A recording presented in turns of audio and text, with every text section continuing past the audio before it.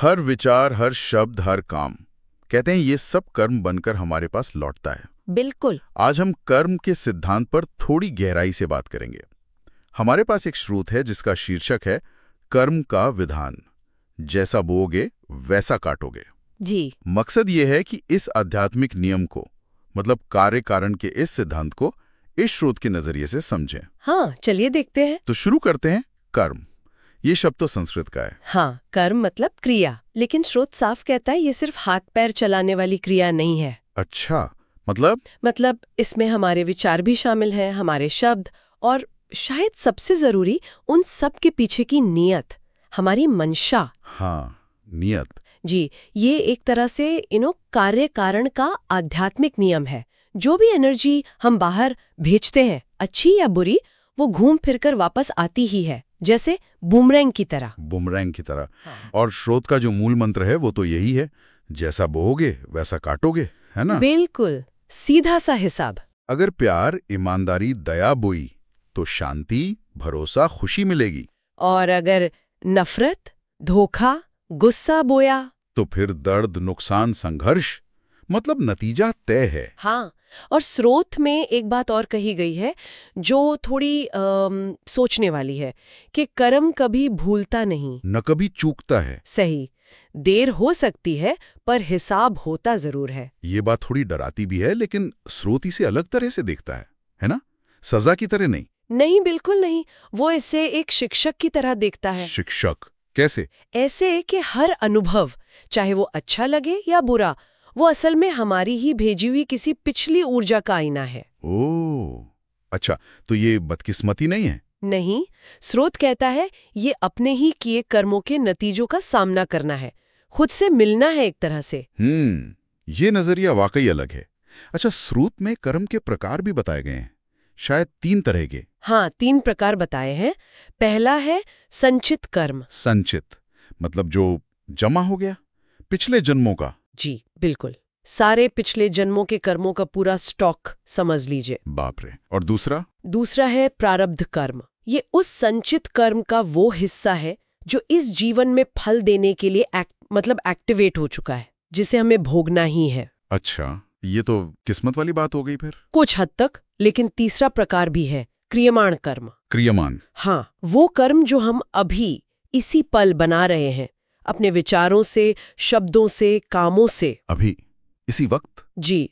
और स्रोत की एक लाइन है, आज जो किया जा रहा है वही कल का भाग्य बनता है। ये इसी क्रियमाण कर्म के बारे में है।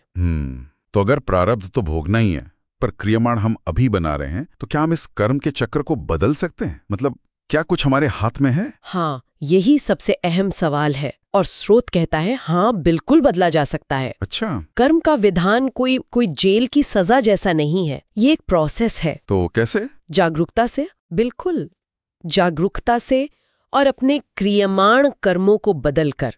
जैसे मान लीजिए गुस्सा आया, हाँ, तो तुरंत रिएक्ट करने के बजाय कोशिश करके उसे माफी से बदलें। किसी के लिए मन में जजमेंट आए तो करुणा से बदलें। ये मुश्किल है? मुश्किल है, पर संभव है। स्रोत कहता है कि नया अच्छा कर्म जो है वो पुराने बुरे कर्म के असर को कम कर सकता है, जैसे साफ पानी गंदगी को धो देता है। वाह, ये तो उम्मीद जगाने वाली बात है। मतलब हमारे हाथ में काफी कुछ है। हाँ जी। तो फिर इस स्रोत के हिसाब से कर्म के प्रति जागरूक जीवन जीने के लिए रोजमर्रा में क्या करें? कुछ प्रैक्टिकल टिप्स हैं? हाँ, 4 मुख्य बातें बताई गई हैं। पहली, बोलने से पहले सोचें, क्योंकि शब्दों में वाइब्रेशन होती है। बिल्कुल, उनका असर होता है। दूसरी, अपनी मंशा, अपनी नियत पर ध्यान दें। हाँ, ये बार बार आ रहा है, नियत, क्योंकि कर्म के पीछे की ऊर्जा ही असल में मायने रखती है। तीसरा, बदला लेने के बजाय शांति चुनें, क्योंकि जो देंगे वही लौटेगा। सही। और चौथा, बिना किसी उम्मीद के दें, बिना अपेक्षा के। क्यों? क्योंकि दूसरों के जीवन में जो अच्छाई बोई जाती है वो घूम फिर कर हमारे अपने जीवन में फलती है। ये कुछ आप कह सकते हैं ठोस तरीके हैं। हाँ, ये सुनने में तो ठीक लगते हैं, पर अमल में लाना, खासकर वो नियत वाली बात, वो पकड़ना मुश्किल है। बिल्कुल है।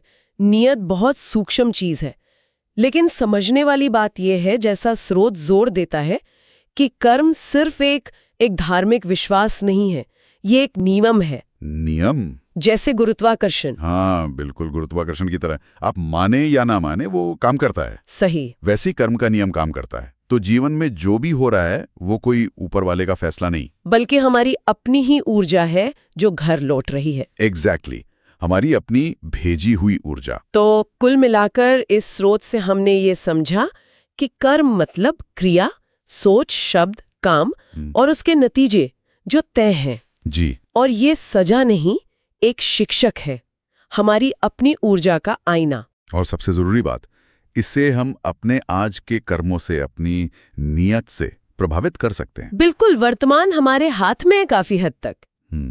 अच्छा, जाते जाते कोई एक विचारणीय बात इस स्रोत से? हाँ, एक बहुत गहरी पंक्ति है उसमें।